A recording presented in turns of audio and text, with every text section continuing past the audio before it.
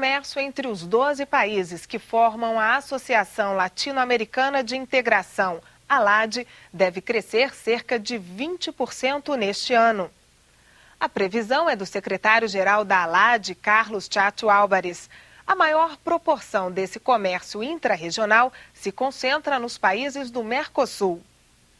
E o Parlamento do Mercosul voltou ao trabalho e iniciou a segunda fase de transição, que vai até 2014. Por enquanto, apenas os paraguaios foram eleitos pelo voto direto. Os representantes argentinos, brasileiros e uruguaios foram indicados pelo Congresso Nacional. E o número de parlamentares aumentou.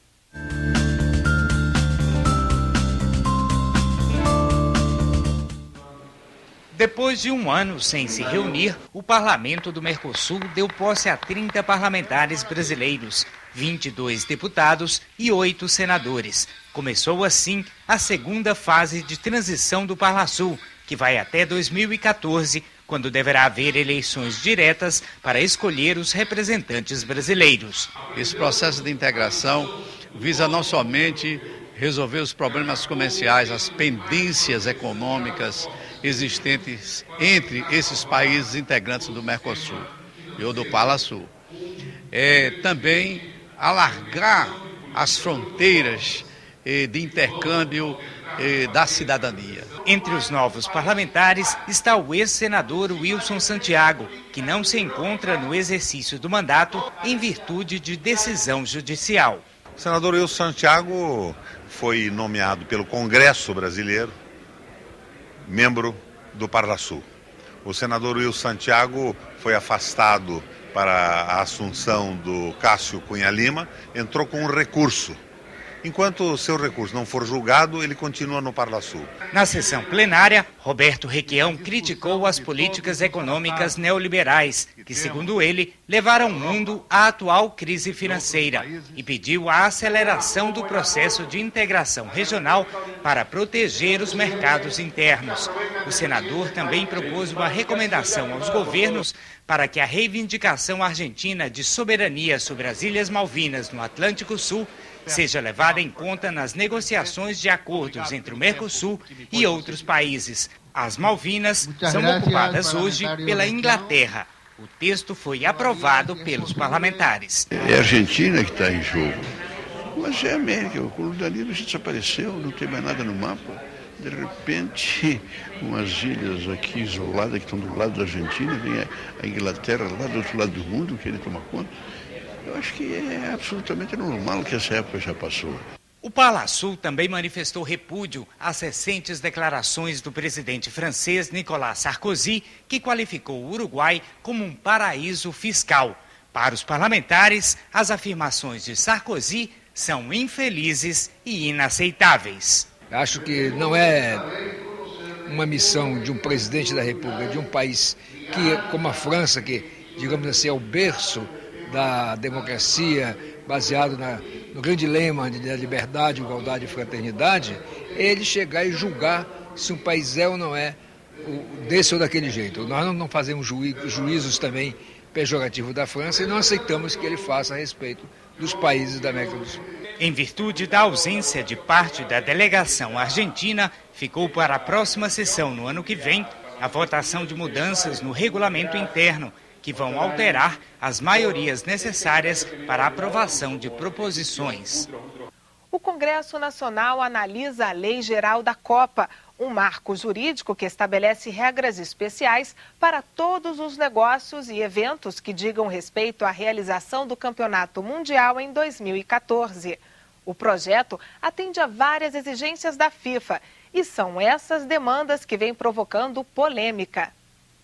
A soberania política brasileira face à realização da Copa do Mundo de 2014 é o tema de hoje do Dossiê Diplomático. Confira.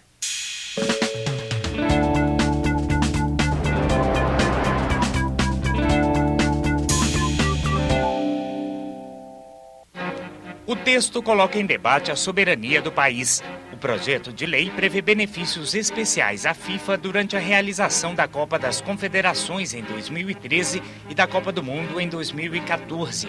O texto vai contra leis já em vigor no país, em especial o Estatuto do Torcedor, do Idoso e o Código de Defesa do Consumidor.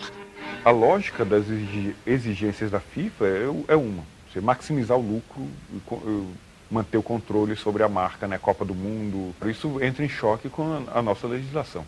I'm amazed that it's always, or too often, the feeling that FIFA is trying to get from Brazil something. We have never asked Brazil to organize the World Cup. Brazil asked to organize the World Cup.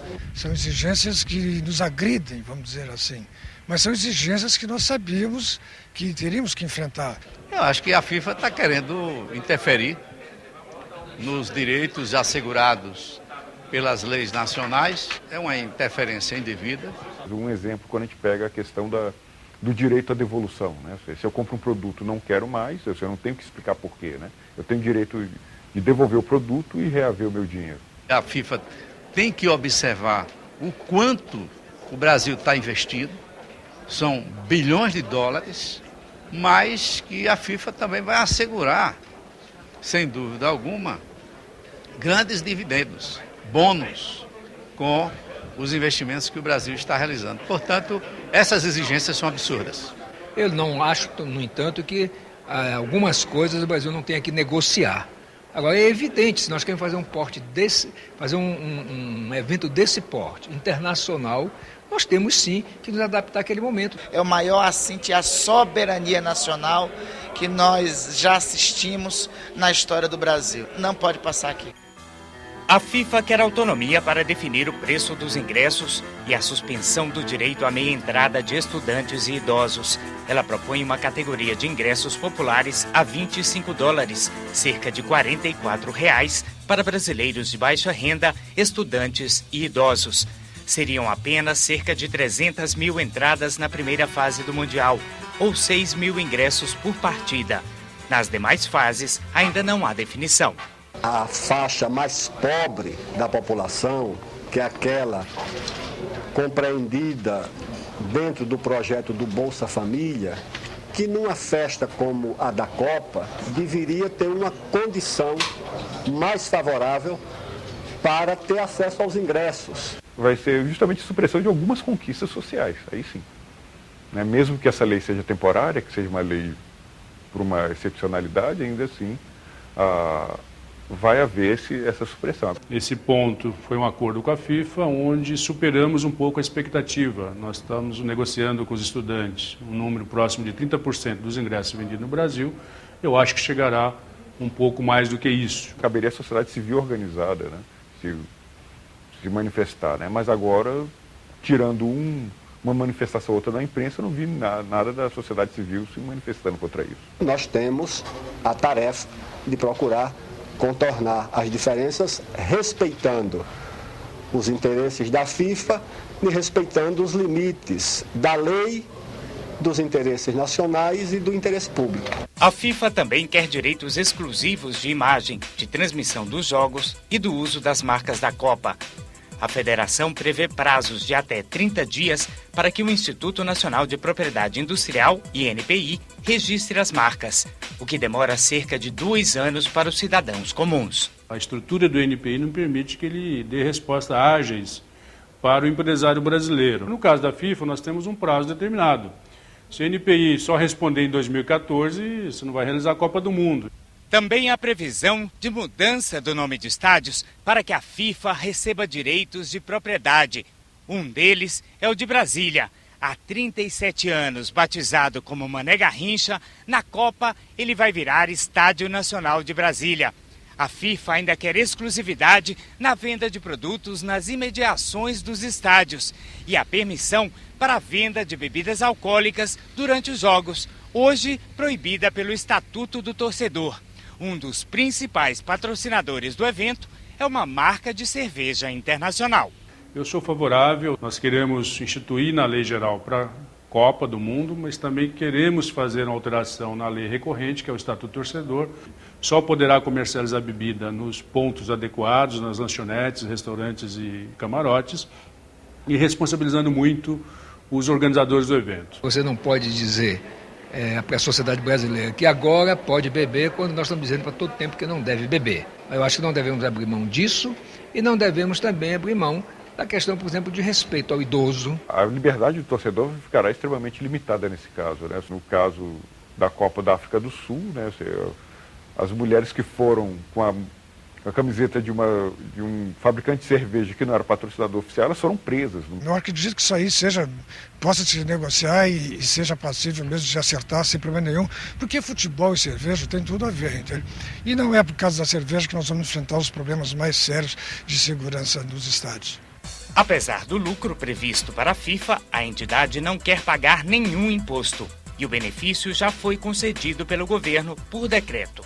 Abrange desde alimentação, transporte, despesa com transporte, despesa com aquisição de bens duráveis, ou seja, é amplíssima a isenção. Todos os trabalhadores envolvidos com a Copa das Confederações, bem como com a Copa do Mundo, terão isenção de impostos sobre bens e impostos sobre serviços. They think they can say to an elected government, you have to give us tax exemptions. No reason why the Congress can't say, no, not having it.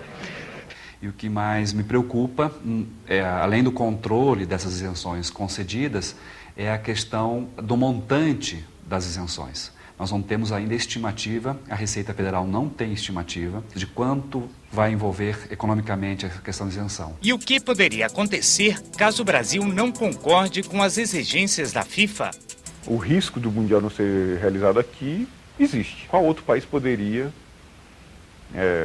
organizar em pouco tempo uma Copa do Mundo assim, tão em cima da hora? Talvez a Alemanha, né? Talvez a África do Sul, que fizeram o evento há pouco tempo. Mas isso seria um caso muito extremo. Nobody would take it. He can't do it because he's not powerful enough. Competirá principalmente ao Congresso, à Câmara e posteriormente ao Senado fazer essa articulação de diálogo para que atenda aos interesses nacionais, mas também não desagrade aquilo que preliminarmente, melhor dizendo, o Estado brasileiro assumiu o compromisso. É encontrar o meio termo, negociar adequadamente e mostrar que o Brasil é um país maduro e pronto para receber a Copa. Eu espero que o país, colocando com firmeza a sua posição, não seja refém da FIFA. A FIFA é refém do Brasil, porque nós queremos uma Copa limpa, feita por gente séria. No próximo bloco, o Diplomacia entrevista o embaixador dos Estados Unidos no Brasil, Thomas Shannon, que analisa as relações diplomáticas entre os dois países. A gente volta já já.